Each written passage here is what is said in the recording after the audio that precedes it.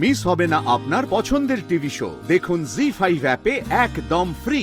একটা মানুষকে তার ভুলের জন্য কতবার মাফ করা যায়? মেঘ আবার যদি ওইরকম কোনো বিপদে পড়ে, ধরুন রাস্তায় চারটে গুন্ডা তাকে কোনোভাবে অপমান করল, নীল কিন্তু তাকে বিশ্বাস করবে না, মেঘকে বিশ্বাস করবে না। ও মেঘকে হয় বলবে যে তুমি রাস্তায় বেরিও না, আর না হলে বলবে তুমি এমন কিছু করেছো যার জন্য ওই গুন্ডাল ছেলেগুলো এটা করতে সাহস পেয়েছে। মাফ করবে, এটাই কিন্তু নীল। আর আমি এতটা মহৎ মানুষ নই যে আমার সামনের মানুষটা বারবার ভুল করলেও তাকে আমি ক্ষমা করি। আমার মেয়ের জীবন সম্মান বিসর্জন দিয়ে আমি নীলকে মাফ করে দেব, এতটা মহৎ আমি হতে পারছি না। সরি। আর একবার সুযোগ দিন না প্রায়শ্চিত্ত করার। দেখুন, ওরা কিন্তু একে অপরকে ছাড়া ভালো থাকতে পারবে না।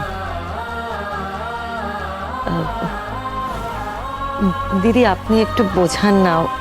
আমরা কি একটা সুযোগ ওদের দিতে পারি না নিজেদের জীবনটা আরেকবার গুছিয়ে একসঙ্গে চলার জন্য? মেঘকে সুযোগ দেবার তো কিছু নেই, সে তো কোনো অন্যায় করেনি, তাকে সুযোগ দেওয়ার তো প্রশ্ন আসে না। আমার মনে হয় এখন এসব আলোচনা করার উপযুক্ত সময় নয়। মেঘ তো পুরোপুরি সুস্থ নয়, তার সঙ্গে এসব আলোচনা করাও এখন যাবে না। ও আগে পুরোপুরি সুস্থ হয়ে উঠুক, তারপর না হয় ওর সাথে আলোচনাগুলো করা যাবে। মেঘ সুস্থ হলেও তার সিদ্ধান্তের কোন রকম বদল হবে এটা কিন্তু আমি মনে করি না। আমি সব বুঝি, মানে তোমার যত রাগ, তোমার সব অভিমান সব বুঝেও আজ তোমাকে আমি একটা অনুরোধ করতে পারি? এমন কোনো অনুরোধ করবেন না যেটা আমি রাখতে পারবো না। দেখো, আমি মেঘ দিদিভাইয়ের সঙ্গে একবার দেখা করতে চাই। আমি তাকে শুধু একটা প্রশ্ন করতে চাই যে সে কি চায়। সে কি নীল দাদুভাইয়ের সঙ্গে সংসার করতে চায়, নাকি এই সম্পর্কটা ভেঙে দিতে চায়? এই প্রশ্নটা বোধহয় এখন আপনাদের করার নয়। ওরা একে অন্যের কাছ থেকে অব্যাহতি চেয়েছে বলেই কিন্তু ঘটনাটা কোর্ট পর্যন্ত গেছে।